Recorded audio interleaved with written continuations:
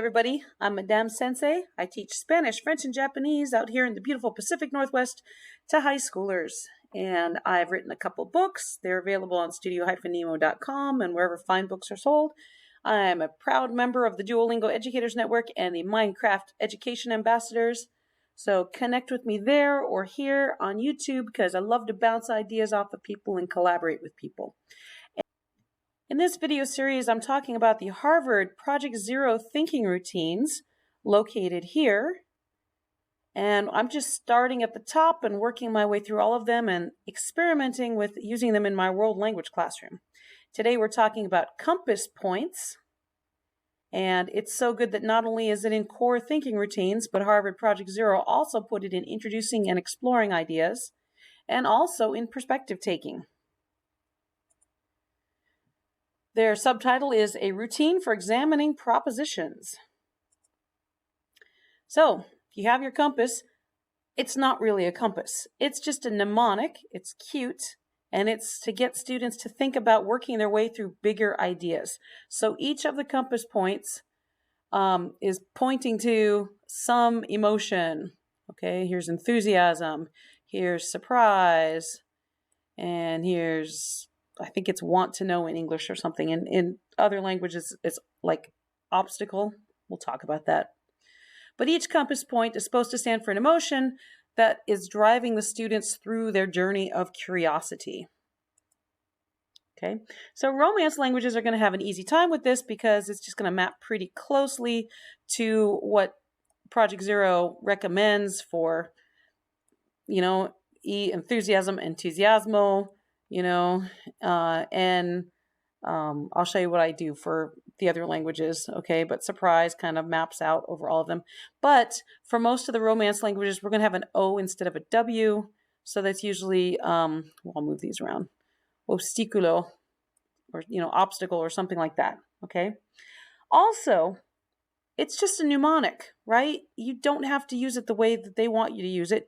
You could do counterclockwise instead of clockwise. You could go north, south, east, west. You could go east, west, north, south. It doesn't matter whatever order you want to work through it. And also, if you can think of better words than east, west, north, south, nobody says you can't do other things, okay? This thinking routine in particular it's begging for a graphic organizer. Maybe you already have physically the cardinal directions posted in your classroom on the walls. You could have the students get up and walk over to walls, go stand under each one, or send a student to represent each one. Maybe you already do a four corners game in your classroom. You're like, go stand in that corner if you think whatever, blah, blah, blah. I think this one works really well being very physical, okay? You don't have to use compass, okay? It's just a mnemonic. Don't feel fenced in by it. You could do the ordinal numbers, first, second, third. You could do first and then and last. You could do 1, 2, 3. Don't feel fenced in. Graphic organizers are good, students to write down on. Okay, here with Spanish. So many of the Project Zero thinking routines are already translated into Spanish, but it assumes you have total immersion classroom, or you have Spanish-speaking students, and you want to involve them in this English activity. Here, hand them the handout. Okay, so this is their suggestion from that. Sometimes because I teach first level Spanish only, I don't teach any second year or third year or fourth year. Sometimes I bring it down to a level that my students will understand, as opposed to someone who's already fluent in Spanish, okay? So I use, this is taken from Project Zero, but for my S, I use Salta para avanzar because they already know the word salta because of games we play. For French, I use excité. In the French, I go up to level 4, but my students love saying oh la la because I talk about how we say ooh la la, I'm so sexy. No, it doesn't work that way. Oh la la is a bad thing. It's like oh no. So they love saying that. So I put that in there. And then interrogation because it's funny. And I like puns because I'm a linguist, right? And then again, jumping forward because they know the word sauté. Okay. For my Japanese students, this doesn't work at all because they just don't get kakekoteba. They don't understand how puns work in the Japanese language, and it's just too much language for them to give them the directions and then give them something that starts with those syllables for directions. And I've got to choose the kunyomi or the onyomi, and it's just too many foreign words, and they don't appreciate my puns anyway, so it only confuses them. So what we do with Japanese, which is really great, is I just decided we're going to go with up, down, behind, and in front. Okay, so up, what's the upside? Hey, guess what? Now they know that kanji. Ue. Shita, what's the downside? Now they know that kanji. Ato or shiro. Hey, great, now they know that kanji. Mae. So this was a really good introduction to just these regular directions, and then we can use them constantly in the class now. So that worked out really well, I thought. Okay, so now we've got a clever mnemonic. Now let's look at some applications. For all of these videos, I'm going to break it down to teaching grammar explicitly and then teaching culture and literature and art and music, okay? So for grammar explicitly, again, that could be pop-up grammar. It could be you're using the grammar translation method. It could be you're using the audiolingual method and you're doing some transformation drills. It could be that you're just working straight out of the textbook. It doesn't matter. This will work for any explicit grammar lesson, okay?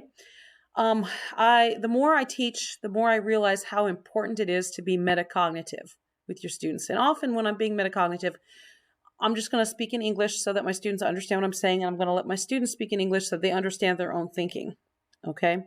I learned that a long time ago that it's fine to do that. I know we're trying to get to as much target language as possible, but the metacognition is such a huge, important support that if I just spend 5 minutes on it, it's not a waste of time. It's a really good support to get them further down the road, okay? So the cardinal points are what excites you about the skill, that's the east, okay? Were you worried about the skill, that's the west, okay? And then I ask them, when is your effective filter likely to be raised? Because I want them to think about lowering that effective filter, okay? What do you need to know to be more confident? What questions do you still have? That's the north, okay? How will you move forward now knowing what you know, okay? But the really fun stuff, of course, is teaching literature, culture, history, or art, okay? So you can ask them what excites you about this story or painting or culture event, and this I will do in the target language. I will not ask this in English. And I'm pushing the students, even if they're code switching, I'm pushing them to use as much language as they can in the answer. What worries you about what's going to happen in the story? Oh, the students get so invested in the story. And of course you want them to be invested in the story. Or you're giving some history lesson. What's worrying you about this? There's a lot of, history where they can relate it to what's going on in the world right now. What questions do you still have about this story, this event? Why this was painted, the subject matter of the painting, why this festival is celebrated, and then how will your current understanding enrich your experience with the story, with the event, with the painting, with the festival, whatever, the food, whatever you're working on. Now, there's a last step that's supposed to be this kind of come to a judgment piece. All right, because remember, these thinking routines are designed for classes with Socratic seminars. I hate doing that with culture. I am never, ever going to ask the students to come to some judgment.